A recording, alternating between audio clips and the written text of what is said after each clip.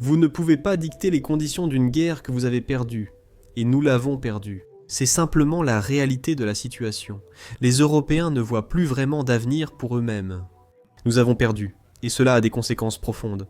Cela signifie que les États-Unis reconnaissent que le monde est multipolaire. Dans un monde multipolaire, il ne peut pas être partout. Il faut donc établir des priorités. C'est l'Asie de l'Amérique. Donc si vous vous tournez vers cette région, vous devez vous détourner d'une autre, et ils veulent se détourner de l'Europe. L'Union européenne ne répond plus aux intérêts économiques clairs de ses États membres. En se coupant de la Russie, de plus en plus de la Chine, en s'aliénant les Indiens, et maintenant en se dressant aussi contre les Américains, ils deviennent un peu un fardeau pour l'Union européenne.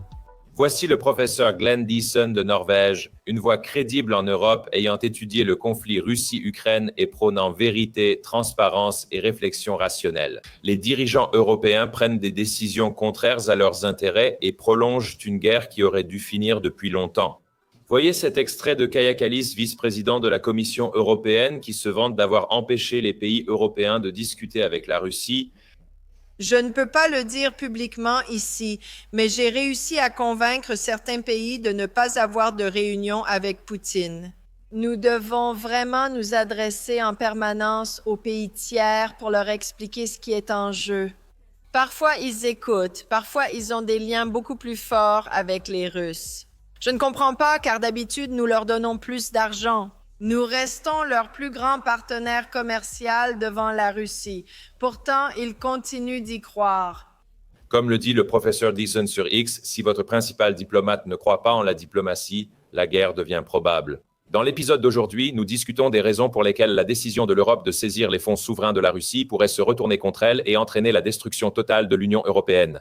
Pourquoi Donald Trump perd patience avec l'Europe et modifie la relation des États-Unis? Et pourquoi certains pays européens finiront par quitter complètement l'Union européenne? Nous vivons un moment crucial de l'histoire et cette discussion sur la vérité en Ukraine et l'avenir de l'Europe est l'une des meilleures. Commençons. Bonjour à tous. Je suis honoré d'accueillir à nouveau le professeur Glenn Deason de Norvège, l'un des meilleurs experts sur la guerre Russie-Ukraine et tout ce qui concerne l'Europe. Nous vous retrouvons à un moment crucial pour les relations européennes alors que la guerre en Ukraine se poursuit. J'ai l'impression que nous atteignons un point de bascule. Je pense que le plus important est la fracture entre les États-Unis et l'Europe. Professeur, bienvenue au studio. Je suis très enthousiaste pour notre discussion. Merci de m'avoir invité. C'est un plaisir d'être ici. Bien sûr, professeur Deason, l'Europe a gelé les avoirs russes et envisage de les utiliser comme garantie pour financer l'Ukraine. Le remboursement n'aura lieu que si la Russie perd. D'un point de vue juridique et géopolitique, l'Europe a-t-elle franchi un point de non-retour ici? Oui, non. Ils sont allés très loin pour prendre cet argent. Cependant, faute de consensus interne, ils ont dû s'accorder sur un prêt d'environ 90 milliards, garanti par les États membres. Parce qu'il y a beaucoup de pays européens qui craignent cela, principalement la Belgique, parce qu'Euroclear est en Belgique. S'ils prennent l'argent, ils seront responsables. Et, comme Euroclear le suggère avec des avocats belges, ce n'est pas légal, donc ils reconnaissent eux-mêmes que c'est illégal. On ne peut pas simplement saisir les fonds souverains d'un autre État. Ça n'a aucun sens. Encore une fois, je pense que cela devrait être du bon sens. Pour ceux qui suivent l'Europe, le langage reste très normatif. Ils disent juste « c'est la bonne chose à faire ». C'est tout. Les Russes ont causé beaucoup de dégâts en Ukraine. Maintenant, il est normal qu'ils paient à nouveau pour cela. Ce sont de bons arguments normatifs.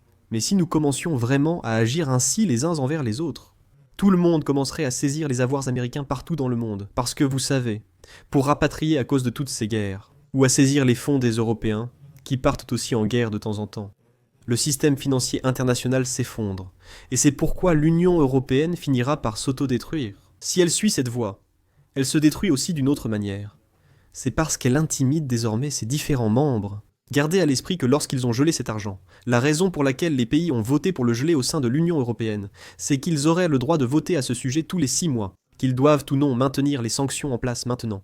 L'Union européenne a simplement dit « Eh bien, nous avons des pouvoirs d'urgence, il n'y aura plus de vote maintenant, c'est gelé indéfiniment, jusqu'à ce que tout le monde soit d'accord pour le débloquer. » Cela signifie que le fait de voler les avoirs de la Russie ne peut être annulé que si des pays comme l'Estonie sont d'accord. C'est fou. Et je crois que l'objectif ici est surtout de figer la situation et de prolonger la guerre. Ils affirment qu'ils ne rendront pas l'argent à la Russie, même en cas d'accord de paix. C'est leur récente proposition. Cela n'implique pas de rendre l'argent de la Russie.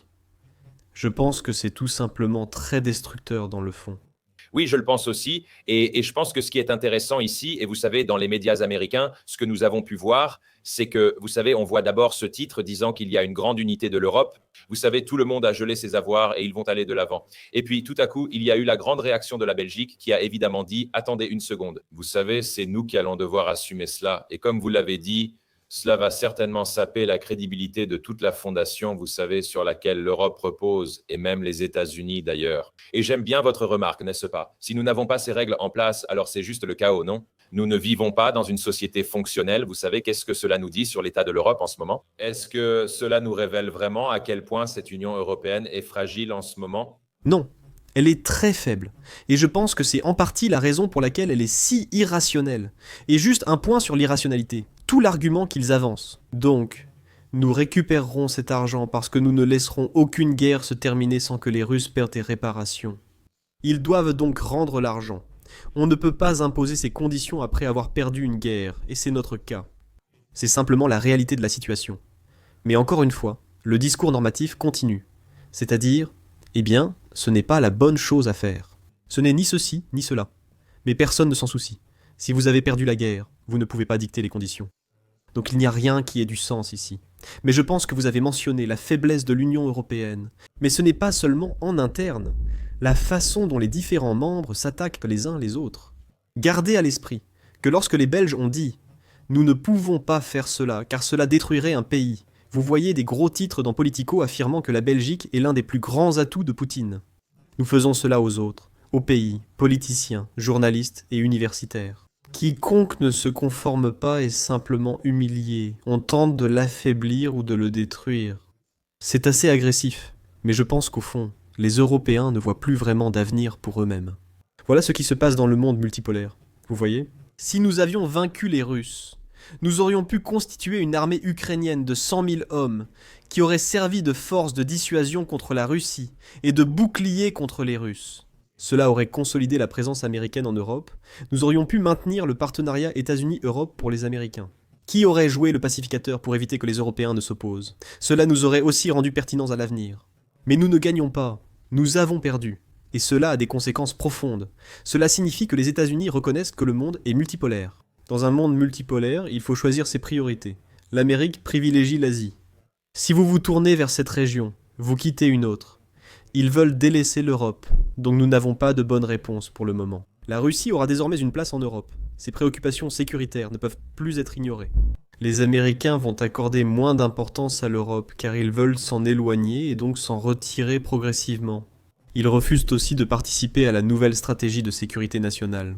Ils précisent même qu'ils ne veulent plus d'élargissement de l'OTAN, ce qui est également logique. Cela renforcerait l'engagement américain envers l'Europe et rapprocherait la Russie de la Chine, le principal concurrent pour les États-Unis.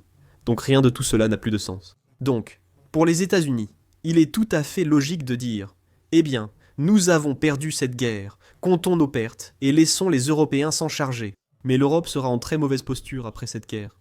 Professeur, pouvez-vous vraiment nous donner une mise à jour sur la situation actuelle de la guerre? Au moment où nous enregistrons, 2026 n'est plus qu'à quelques semaines.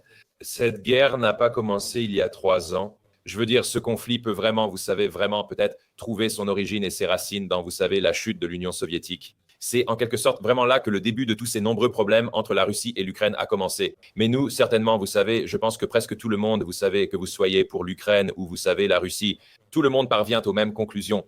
Mais que se passe-t-il actuellement sur le champ de bataille? Pouvez-vous nous donner des mises à jour sur notre situation actuelle dans la guerre? Oui, bien sûr, si vous pouvez juste faire un commentaire rapide, parce qu'il a aussi dit « soutenir l'Ukraine ». Parce que c'est aussi un terme très, disons, chargé. Parce que les personnes qui ont poursuivi certaines politiques au nom du soutien à l'Ukraine sont celles qui l'ont détruite. Pour des gens comme moi, qui, depuis 20 ans, ont averti « Pour l'amour de Dieu, n'essayez pas de faire entrer l'Ukraine dans l'OTAN, l'Ukraine sera détruite ». Cela ça a été présenté comme une position anti-ukrainienne. Mes recommandations politiques auraient permis d'éviter la guerre, même la Crimée serait encore ukrainienne. Oui. Comme vous l'avez dit, cela remonte au début de la fin. Après la chute de l'Union soviétique et l'indépendance de l'Ukraine, le pays est resté divisé en raison de sa proximité avec la Russie. Cela signifie, mais c'est une arme à double tranchant. Pour certains, c'était une menace pour leur souveraineté, car ils avaient toujours cette grande ombre russe au-dessus d'eux. Pour d'autres, cela signifiait qu'ils étaient des peuples frères devant rester unis. Ils ont toujours dû gérer la souveraineté et, à mon avis, avaient trouvé un compromis. L'Est et l'Ouest de l'Ukraine restaient un pays indépendant. Mais nous ne pouvons pas être anti-russes. Cela ne peut pas être le fondement de notre identité nationale. Et cela a plutôt bien fonctionné pendant un certain temps. L'Ukraine, divisée en Europe, est en première ligne entre l'Est et l'Ouest. Et nous avons redivisé le continent après la guerre froide. Lorsque l'OTAN a renversé le gouvernement en février 2014, puis a aussitôt détourné ses services de renseignement, l'Ukraine est devenue un proxy dans une Europe de nouveau divisée. Je pense que tout a commencé là. Bref. Retour sur le champ de bataille. Les médias ont été malhonnêtes, présentant cela comme une guerre de manœuvre en ne regardant que la carte. La carte n'a presque pas changé pour la Russie. Donc, nous ne gagnons pas. Évidemment non. Ils payent cher et gagnent peu de territoire. C'est en fait une guerre d'usure, où le territoire n'arrive qu'à la fin. Je fais aussi remarquer. Pourquoi les Russes attaqueraient-ils de front des positions ukrainiennes fortement fortifiées? Ils ont des tranchées, sont bien entraînés et armés. Dans ce cas, on aurait d'énormes pertes. Eh bien, une guerre d'usure, c'est essentiellement qui peut faire saigner l'autre camp en premier. Vous ne gaspillez ni hommes, ni matériel. Reprendre du territoire n'est qu'une conséquence, pas l'objectif. Tout au long de la guerre, on a vu que mois après mois, les taux d'usure favorisent de plus en plus la Russie. Les Ukrainiens ont maintenant un énorme problème de main-d'œuvre. Ils perdent tellement d'hommes sur la ligne de front. Ils n'ont plus d'équipement adéquat. Les Russes dominent désormais grâce à l'artillerie, aux drones, à la puissance aérienne et aux bombes planantes. Tout cela engendre de nouveaux problèmes. C'est-à-dire qu'ils n'ont pas seulement un manque de main-d'œuvre, mais le moral baisse, ce qui signifie qu'il est plus difficile de recruter. Oui, ils peuvent recruter de façon plus brutale, mais cela accroît la dissidence dans la société. Si vous forcez les gens à aller en première ligne, il y aura de nombreuses désertions, ce qui aura d'autres conséquences. Si les gens fuient le champ de bataille, les Russes peuvent facilement percer, encercler et détruire de grands groupes de soldats. Donc, une fois que vous avez un problème, tout commence à s'effondrer. Et vous voyez cela avec la force militaire, l'économie mais aussi le soutien international, alors que l'Ukraine est en train de perdre la guerre. Comme je l'ai dit, qui veut parier sur le perdant? Donc les Américains se retirent maintenant, et ils se repositionnent comme une sorte de médiateur, essayant de rassembler les Européens, les Ukrainiens et les Russes. Donc non, je pense que tout est en train de s'effondrer très rapidement. J'ai du mal à croire que cette guerre ira au-delà de 2026, mais bien sûr, je pourrais me tromper là-dessus. N'est-ce pas? Je trouve intéressant que certains hauts responsables aux États-Unis commencent à admettre la vérité. La semaine dernière, une vidéo très virale montrait Amanda Slott, alors directrice de l'Europe. Sous l'administration de Joe Biden, elle avait essentiellement supervisé la politique étrangère en Europe sous l'administration Biden.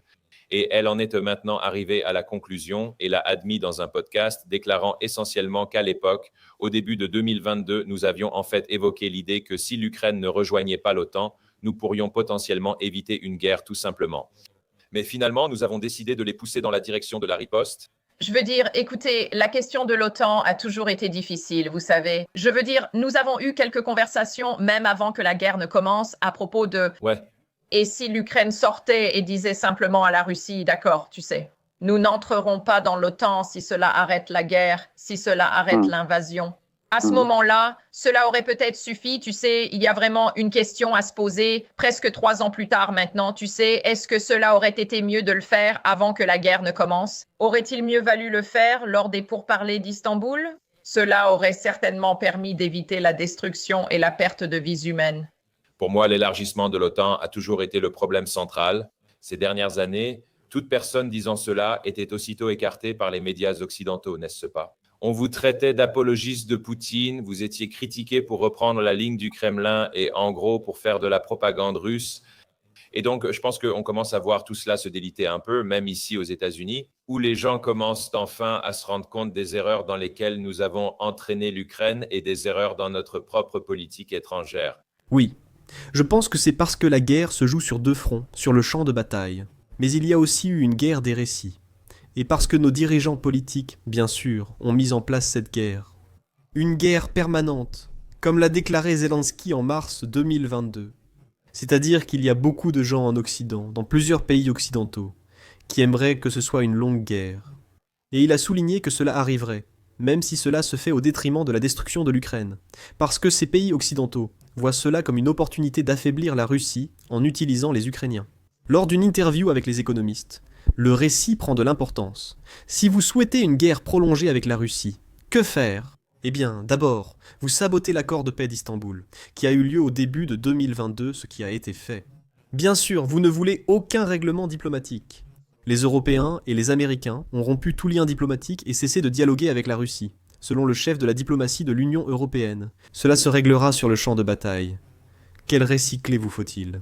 Cela était non provoqué, au cœur de notre propagande, car accepter cela signifiait admettre que c'était non provoqué, suggérant que ce n'est que de l'opportunisme militaire russe, qu'un jour ils se sont réveillés et ont voulu un peu plus de territoire.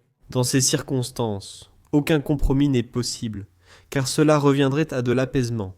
Cela encouragera et récompensera les Russes pour leur agression. La seule chose à faire est de fournir un maximum d'armes pour augmenter le coût par rapport aux bénéfices potentiels. C'est pourquoi vous avez également vu uniquement des armes affluer et aucune diplomatie. C'est une conclusion logique d'une attaque non provoquée, mais comme vous l'avez dit, ce récit n'est fondé sur rien. C'est absurde. Dans les années 90, les dirigeants occidentaux savaient que l'expansion de l'OTAN serait vue comme une menace par la Russie. En 2008, nous avons promis l'adhésion à l'OTAN, alors que le directeur de la CIA, William Burns, parlait d'une ligne rouge absolue. Cela pourrait provoquer une guerre civile et une intervention russe directe. Vous aviez Angela Merkel qui disait « Eh bien, si nous essayons de faire entrer l'Ukraine dans l'OTAN, cela sera interprété comme une déclaration de guerre. Donc, c'est absurde. » Nous savions tout cela. C'est pourquoi nous devions censurer toute dissidence, parce que nous nous préparions à une guerre longue. Ainsi, si l'on considère que l'expansion de l'OTAN a pu causer ce conflit, il existe alors une solution politique. Cela ne colle pas avec notre récit de la guerre longue. Donc, c'est de la propagande russe. Toute personne qui suggère que Zelensky n'est pas Churchill, ou qu'il y a de la corruption là-bas, est aussi un propagandiste russe. Aucune corruption en Ukraine.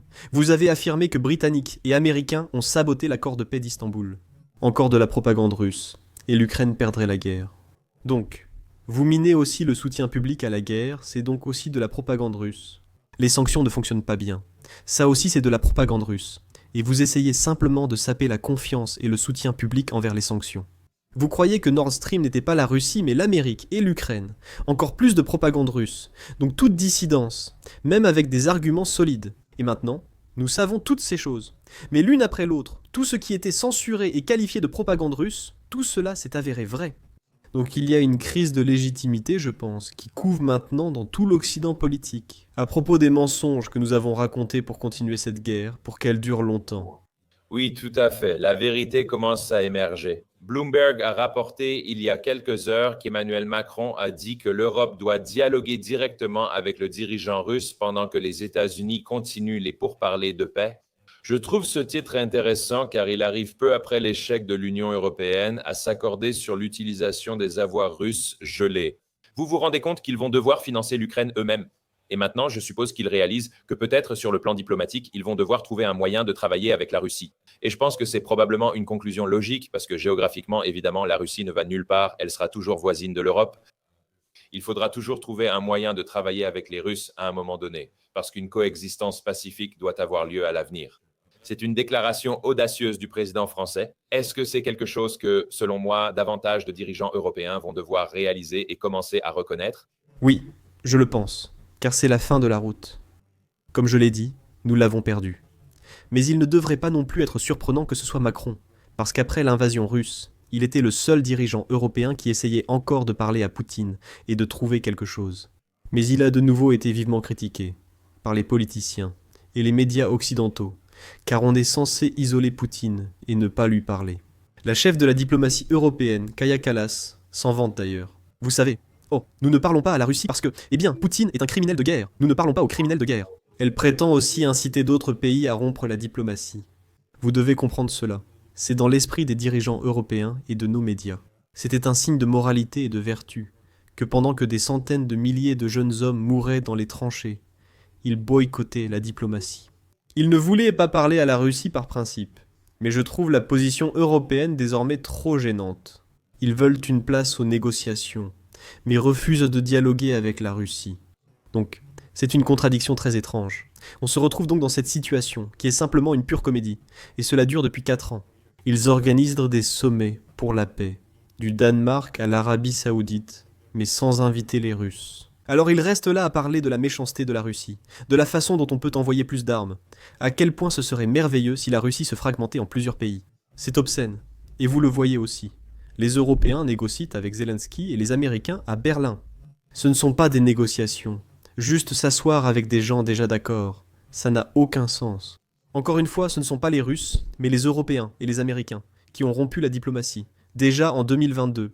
Ces Européens peuvent décrocher le téléphone à tout moment et appeler Moscou, comme le président Poutine l'a clairement indiqué. Ils n'ont pas rompu la diplomatie. Si les Européens appellent, pourquoi leur répondre? Non, il faut corriger cela. Mais nous nous sommes tellement enfoncés dans ces faux récits, toute cette haine insensée et folle envers les Russes. Oui, la marge de manœuvre est très faible. J'espère que c'est ce dont Macron parle maintenant. Donnez-nous plus d'espace pour poursuivre nos intérêts, sans mener une guerre perdue d'avance. Professeur, j'aimerais maintenant évoquer plus précisément la relation Europe-États-Unis. Ces derniers mois, les États-Unis et surtout Donald Trump se sont vraiment éloignés de l'Europe. Je veux dire, il y a eu beaucoup de rapports disant que ce partenariat transatlantique, qui a duré pendant de très nombreuses décennies, vraiment, après la fin de la Seconde Guerre mondiale. Vous savez, évidemment, l'Europe et l'Amérique ont toujours été des alliés proches. Cette année, en 2025, nous avons constaté une fracture dans la relation et un retrait des États-Unis. Je voudrais avoir votre avis en tant qu'Européen et savoir comment vous voyez les États-Unis ainsi que Donald Trump et la politique étrangère américaine. Vous savez quel est l'avenir de la relation de l'Europe avec les États-Unis et vous savez comment vous sentez-vous en tant qu'Européen. Vous savez, en regardant cette relation future, Je pense qu'elle devra être transformée. Je pense essentiellement que nous allons vers des tensions croissantes, voire un conflit non armé entre les États-Unis et l'Europe. Ce n'est pas une fatalité. Mais si nous ne redéfinissons pas notre relation loin du passé, notre mariage deviendra très conflictuel et toxique. Un bon divorce nous permettrait de devenir de bons voisins. Je dis cela car les bases de la relation ont changé. Beaucoup veulent tout attribuer à Donald Trump. Le pivot américain vers l'Asie a été annoncé par Obama en 2016, ou peut-être en 50, je ne sais plus. Non. Enfin bref, j'ai oublié la date exacte, mais c'est le président Obama qui l'a annoncé quelque part. Il faudrait se détourner de l'Europe. Pourquoi les États-Unis se tourneraient-ils vers l'Asie? Eh bien, ils reconnaissent la montée de l'Asie, donc c'est assez important. Je pense qu'il faut voir comment était la relation avant. Quelle était la base de la solidarité? Pourquoi leurs intérêts nationaux se chevauchaient-ils à ce point? Et pourquoi ce n'est plus le cas aujourd'hui? Après la Seconde Guerre mondiale, l'Occident s'est uni, créant un ordre bipolaire avec deux centres de pouvoir et des idéologies opposées. Et cela a en quelque sorte formé la base de la solidarité occidentale, de l'opposition commune et de la défense contre le bloc soviétique. Et puis, bien sûr, cela a été bénéfique pour l'unité, au moins. Les Européens en ont grandement profité. Nous avions des accords commerciaux généreux avec les États-Unis qui ont aidé à reconstruire l'Europe et subventionné leur sécurité. Après la disparition de l'Union soviétique, l'incertitude a surgi. Sans menace soviétique, qu'est-ce qui doit nous unir? Nous avons donc une nouvelle mission, l'hégémonie collective. Nous pouvions être le partenaire junior de l'Amérique durant cette période unipolaire, telle était l'idée. Dans ce système, les États-Unis resteraient engagés envers l'Europe. Ils continueraient d'investir dans notre sécurité. Et oui, donc cela avait du sens dans une large mesure. Maintenant, le moment unipolaire. C'est pour cela que nous avons élargi l'OTAN. Il fallait un nouveau but à l'OTAN. Ce n'est pas une théorie du complot, c'est ce qu'affirmait officiellement l'OTAN. Nous devons trouver une nouvelle raison d'exister, donc nous étendre et mener des missions hors zone, ce qui implique l'interventionnisme. Ceci est devenu la base de l'unité durant la période unipolaire. Désolé pour cette réponse un peu longue, mais ce que je veux dire, c'est que lorsque vous arrivez dans un monde multipolaire, que se passe-t-il alors? Aujourd'hui, il existe de nombreux centres de pouvoir. Que doivent faire les États-Unis? Si la Chine et l'Asie dominent, il faut désormais établir des priorités, car on ne peut plus être partout. Vous souhaitez vous concentrer sur les Amériques, votre arrière-cour, et sur l'Asie, où se trouve la Chine. L'Europe n'est plus une priorité. Pourquoi alors poursuivre l'expansion de l'OTAN?